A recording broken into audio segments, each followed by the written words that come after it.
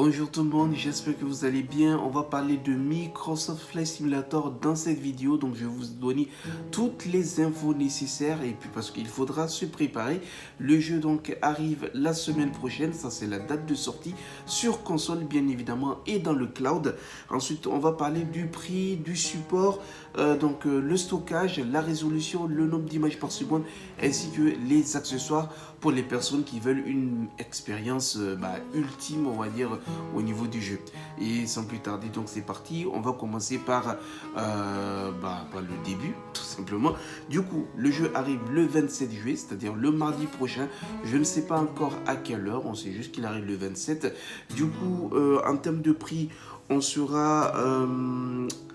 Pour la version standard, ça va coûter donc 70 euros. Et si vous avez l'abonnement Game Pass, je ne sais pas, Game Pass Ultimate ou Game Pass Console, moi j'ai le Game Pass Ultimate, donc je vois 56 euros. En fait, on a 20% de réduction sur les versions. Du coup, la version Deluxe, elle coûte 90 euros. Et si vous avez le Game Pass, elle va vous coûter 72 euros. Et puis Premium Deluxe, donc qui va coûter 120 euros. Et si vous avez le Game Pass, vous aurez donc une réduction de 20%, ce qui va vous coûter 96 euros. Alors, s'il y en a qui n'ont pas forcément envie de prendre, qui n'ont pas l'abonnement Game Pass et qui n'ont pas forcément envie de le prendre, je vous conseille de regarder sur le site Eneba. J'en ai déjà parlé, donc je suis partenaire avec Eneba. Je vous mets le lien ici en description. Vous pouvez regarder sur le site, comme ça vous allez acheter des cartes cadeaux vraiment pour moins cher et puis vous pouvez vous acheter le jeu. Et d'ailleurs les gars, il y a un giveaway qui va vous permettre de gagner une carte cadeau de 5 euros. Je vous mets le lien en description. N'hésitez pas à participer. Du coup, en termes de stockage, c'est là que ça devient intéressant. Pourquoi? Parce qu'on n'a pas tous la fibre. Voilà, il y en a qui continuent encore à jouer sur de la DSL. En termes de stockage, le jeu, quand je regarde sur le store, en tout cas moi je joue sur Xbox Series S et je vois une taille approximative de 150 Go. Donc environ 150, sinon c'est 147,6 Go que je vois. Et ce qui veut dire que il vous faudra au moins, les gars, 150 Go sur votre SSD. Donc n'hésitez pas à laisser cette place là juste au cas où, pour ne pas pour éviter les mauvaises surprises, parce que des fois on lance un téléchargement et lorsqu'on arrive on veut jouer au jeu, voilà, mauvaise surprise, on dit que le téléchargement a été arrêté. Pourquoi? Par manque d'espace. Donc laissez au moins 150 Go d'espace dans votre SSD. Sinon, si vous avez en tout cas l'abonnement Game Pass et que vous lancez le téléchargement, vous allez voir 97,2 Go. C'est un peu bizarre, mais je pense que ce n'est pas encore complet. Il va falloir patienter, on verra bien. Peut-être plus on arrive à la date de sortie officielle du jeu, plus les choses vont se concrétiser. Donc moi j'ai vu 97,2. Par contre, quand je regarde au niveau du store, c'est environ 150. Maintenant, il y a un simple fichier de réservation qui fait dans les 300 mégas si vous voulez installer le jeu. En fait, vous téléchargez le fichier et comme ça, lorsque le jeu sera disponible en téléchargement, vous allez le téléchargement va se lancer automatiquement. Alors, ça c'est le stockage. Maintenant, la résolution.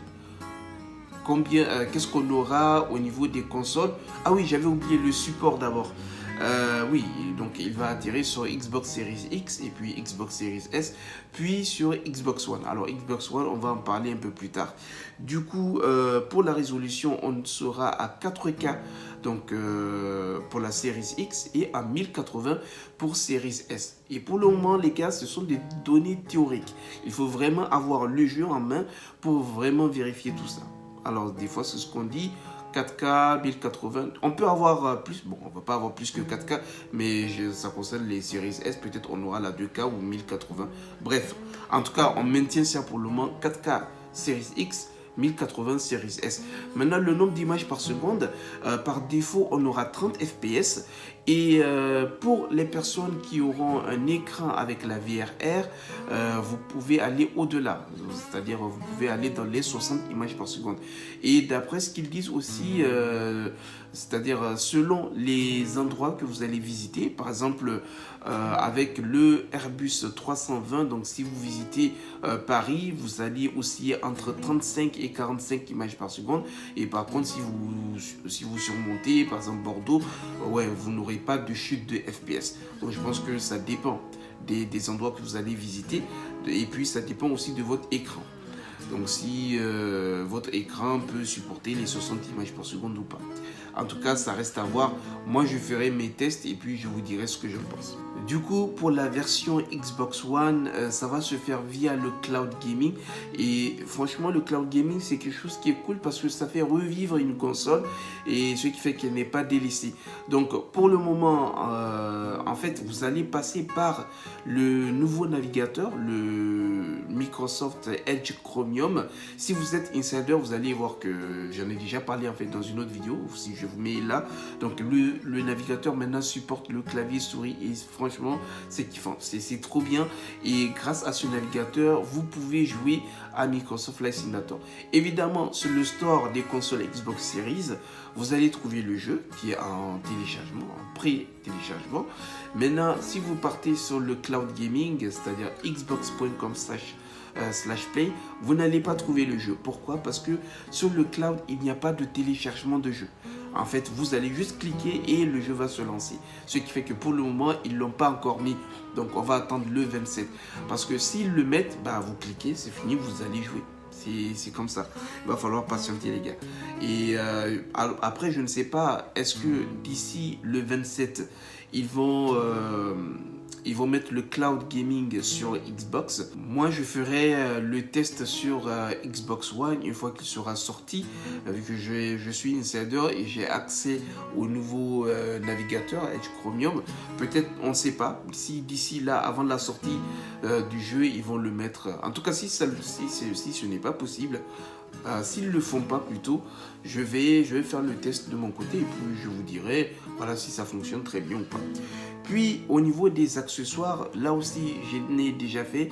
J'ai déjà fait une vidéo où je vous ai parlé donc de Turtle Beach qui a créé un joystick. Vraiment, il est très complet. Je vous mets la vidéo ici.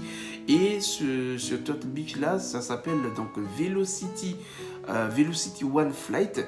Et comme vous pouvez le voir, donc vous avez vu, c'est dispo pour PC, Xbox Series XS et puis Xbox One. Ça veut dire que le jeu va arriver sur Xbox One évidemment. Et franchement, il est très complet. Donc c'est un système de contrôle de vol qui est universel. Et vous avez donc aussi une conception de manche réaliste, des manettes de gaz modulaires, un écran de suivi. Bref, il est vraiment complet et cela va vous permettre d'avoir une meilleure expérience de jeu. Et si vous faites parmi des premières personnes à précommander le jeu, vous aurez une réduction de 10%. Et pour le moment, il est uniquement dispo sur le site évidemment Turtle Beach pour 350 €. Voilà les amis, donc c'est ce que je peux vous dire dans cette vidéo. Et si vous avez d'autres questions, bah, n'hésitez pas à me les poser en commentaire. Sur ce, je vous souhaite de passer une bonne journée, une bonne soirée selon le moment auquel vous regardez cette vidéo. Et on se dit à la prochaine. On n'oublie pas de s'abonner aussi. Salut!